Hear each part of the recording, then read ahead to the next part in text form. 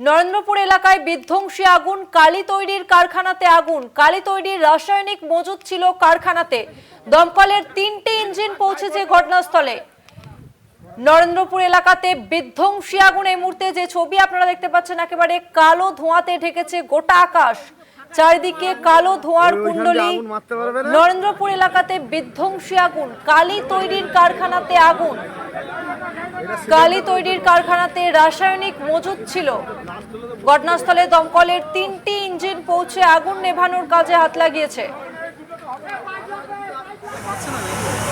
একেবারে বিধ্বংসী আগুন, কালি তৈরির কারখানাতে সে ছবি আপনারা এই মুহূর্তে দেখতে পাচ্ছেন। একেবারে কালো ধোঁয়ায় ঢেকে গিয়েছে গোটা আকাশ।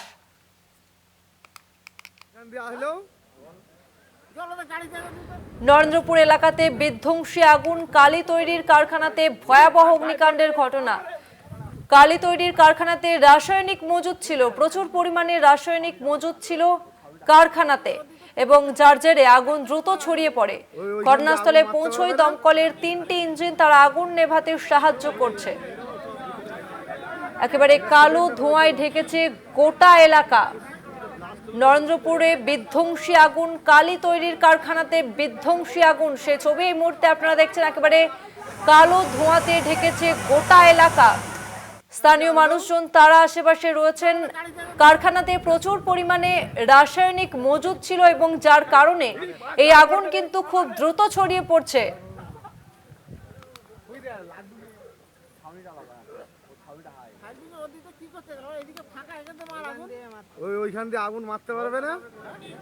কথা বলবো, আমাদের সঙ্গে ফোন লাইনে রয়েছে প্রতিনিধি সুখদেব। সুখদেব, আগুন কিভাবে লাগলো এই মুহূর্তে ঘটনাস্থলে? দমকলের কটি ইঞ্জিন পৌঁছেছে, কি আপডেট?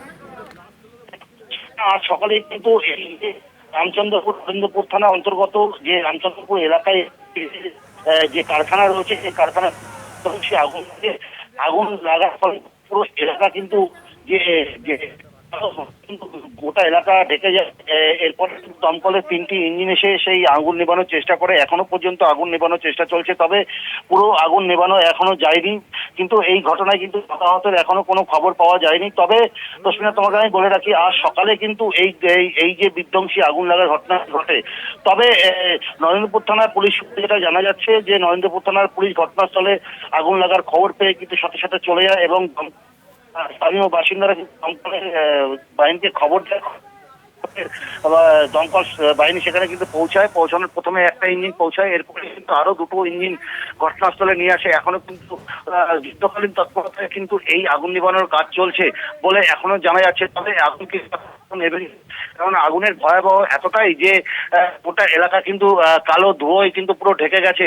তবে এই পেনের কারখানাটা দীর্ঘদিন ধরে এই পেনের কারখানা চালাচ্ছিল এটা বলে যে স্থানীয় সূত্রে জানা যাচ্ছে। তবে কিন্তু এই যে পেনের কারখানা দীর্ঘদিন ধরে চলার কারণে কিন্তু এখানে যে ফায়ার সিস্টেম সেটা ছিল কিনা সেটাই কিন্তু খতিয়ে দেখছে দমকলের বাহিনী। এবং তোমাকে আমি বলে রাখি যে এর আগেও কিন্তু একটি অগ্নিকাণ্ডের ঘটনা ঘটেছিল এরকম একটি কারখানায়, যে আনন্দপুরে।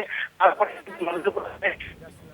পেনের কারখানা লাগলো এরকম এলাকায় আগে কখনো লাগেনি। এলাকাবাসীরা যেটা জানাচ্ছে, যে এই যে এলাকায় যে এই যে বিধ্বংসী আগুন লাগার ঘটনা লাগলো না, সেই সময় কিন্তু ভিতরে